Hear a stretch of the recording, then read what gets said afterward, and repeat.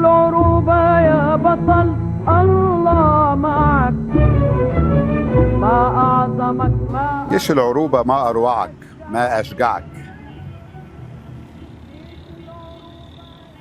دي كانت أغنية لأم كلثوم. سمعتوا عن قرية المواوي القريبة من كفر الدوار في البحيرة اللي من هناك عارفين؟ طب عارف ايه علاقتها بحرب فلسطين؟ ما هو كل نقطة في مصر ليها علاقة بحرب فلسطين. خليك معايا للآخر علشان تعرف. أنا باسل عادل ودي الجريدة الرسمية.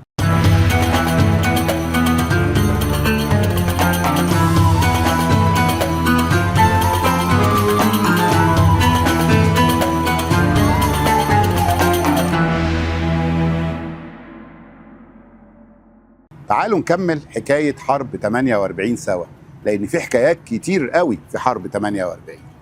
سمعت قبل كده عن اللواء أحمد بيك المواوي؟ ده بقى يا سيدي كان قائد القوات المصرية في حرب 48. كان ثقة وكفاءة عظيمة في الجيش المصري. اللواء المواوي ابن قرية مشطة مركز طمة محافظة سوهاج، واللي سوهاج دايما بتخرج أبطال. خرج من الكلية الحربية سنة 1918.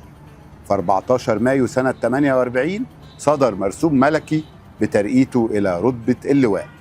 كاتب الكبير محمد حسنين هيكل نشر في كتابه العروش والجيوش شهادة اللواء المواوي، اللي قال زي ما جريدة الوطن نقلت إنه تم اختياره بالصدفة عشان يتوجه لقيادة الجيش في العريش، وما كانش يعرف على الاختيار ده أي حاجة، لدرجة إن اللي كان يشوفه وقتها يحس إن نظراته كلها علامات تعجب على الاختيار وسببه. الاختيار كان سببه إيه؟ أقول لك يا سيدي.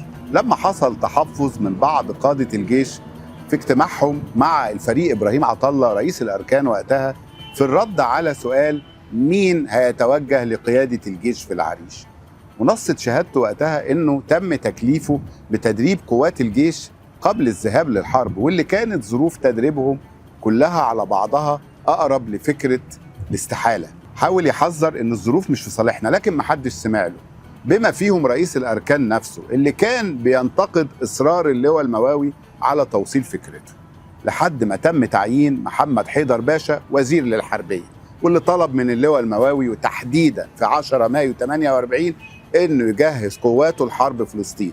أمر عسكري هنا وهنا. بصله وقال له يا فندم إحنا مش جاهزين، وراح حكى له ظروف التدريب. وش اللواء حيدر باشا احمر، كان اسمر في وشه، احمر من الغضب. مش زعلان من اللواء المواوي، لكن زعلان من الظروف اللي اتحط فيها، ان هو مضطر يؤمر جيش ما اتدربش ومش جاهز انه يطلع على الميدان.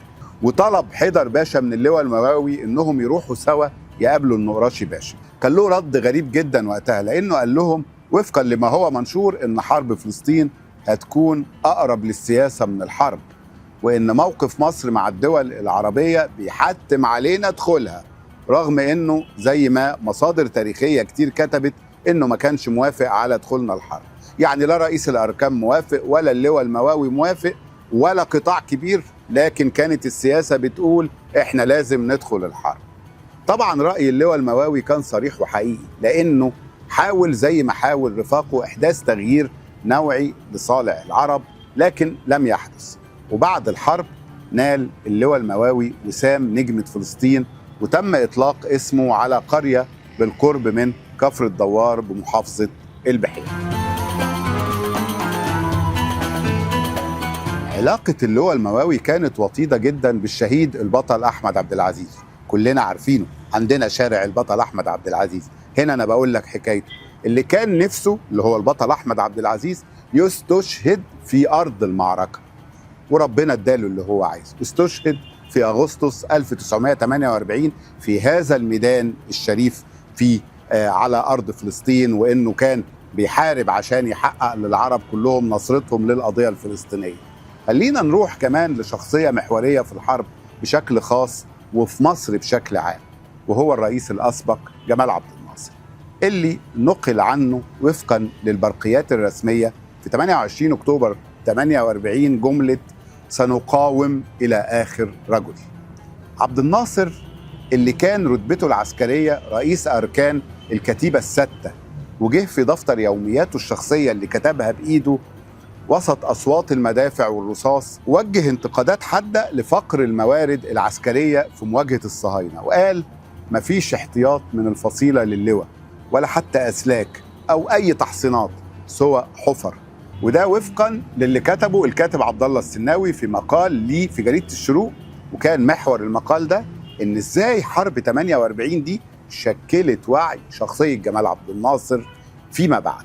المقال كمان كشف على إن الوكالة اليهودية حشدت 81 ألف مقاتل، معظمهم ضباط اكتسبوا خبرة عسكرية في سنوات الحرب العالمية الثانية في بلادهم قبل ما يجوا فلسطين، فيما كانت أعداد الجيوش العربية مجتمعة 37 ألف ضابط وجندي بس. وكانت أعداد الطائرات اللي في حوزة الصهاينة 78 طيارة في بداية الحرب، فيما لم يتجاوز الجانب العربي على 30 طيارة. خد بقى المفاجأة الكبيرة واللي ذكرها السناوي في مقاله، إن اللي تولى القيادة العامة للجيوش العربية كلها هو الجنرال الإنجليزي جون باجوت كلوب، واللي قراره طبعا كان من لندن مش من حتة تانية. وطبعا لندن وكلكم سيد العارفين هي في نفس الوقت صاحبة وعد بلفور 1917 اللي مكن الصهاينة من أرض فلسطين. في رواية تانية للكاتب الصحفي محمود صلاح في جريدة الأهرام عن حرب فلسطين، واللي نقلها منسوبة لأديب نوبل المصري العظيم نجيب محفوظ، واللي قال خرجت مظاهرات 1948 تطالب بالحرب، وكانت مظاهرات شعبية واسعة، وفي البرلمان وقف محمود فهمي النقراشي ليقنع النواب بأن الجيش مستعد للحرب.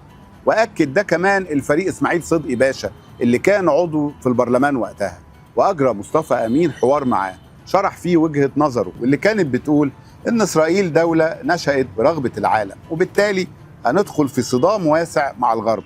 من ناحية أخرى فإن الجيش المصري ضعيف.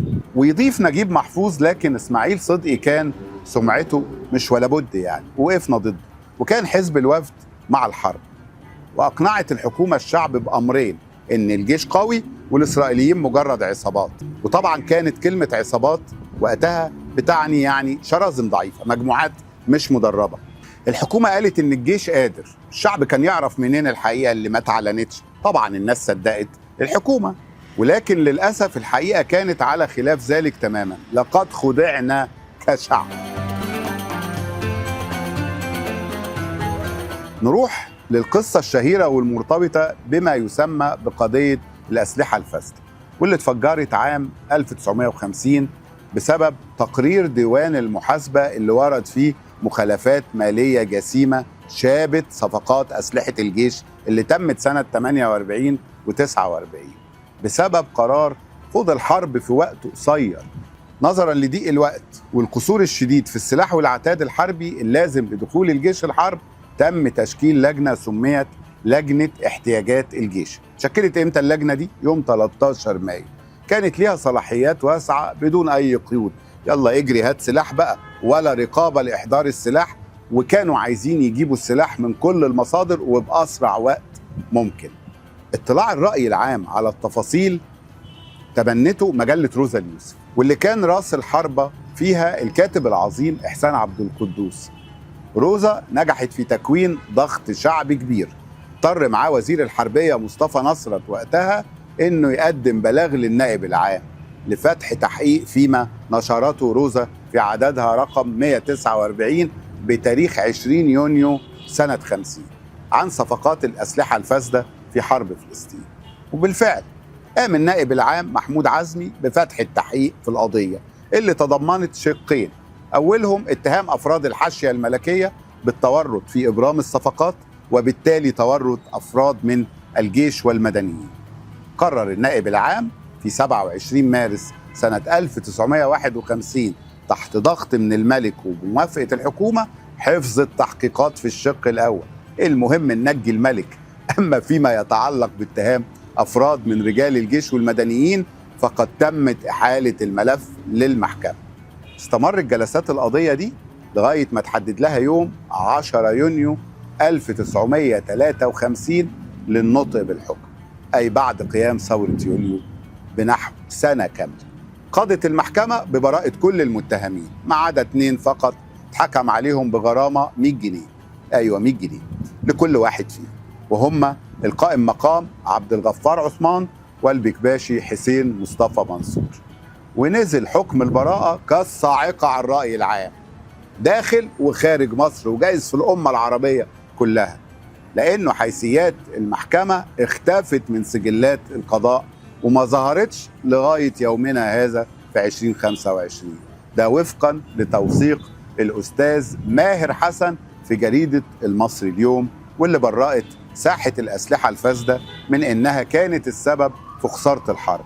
والأمانة تقتضي أن الاتهامات اللي وجهت للجنة احتياجات الجيش في قصة ملف شراء الأسلحة بريئة، لأنها على ناحية تانية نجحت في توريد أسلحة كتيرة متطورة أنقذت الجيش وقتها من هزيمة أبشع. فبسبب الحظر على توريد السلاح لمصر لجأت اللجنة إلى تهريب السلاح من دول أخرى لإنقاذ ما يمكن إنقاذه. الكلام طبعا عن الأسلحة الفاسدة، وكل الناس اللي اتفرجوا على أفلام أبيض وأسود وقتها سامعين عن قضية الأسلحة الفاسدة، بس هي يبدو إن هي ما كانتش أسلحة فاسدة، يبدو إن كان في ماليات فاسدة، ملفات فاسدة، إداريات فاسدة، وده اللي كشفته القصة اللي حكيناها. هنا أنا اتكلمت عن حرب 48 وملف الأسلحة اللي كنا متخيلينها فاسدة هنا في الجريدة الرسمية، وكان معاكم باسل علي.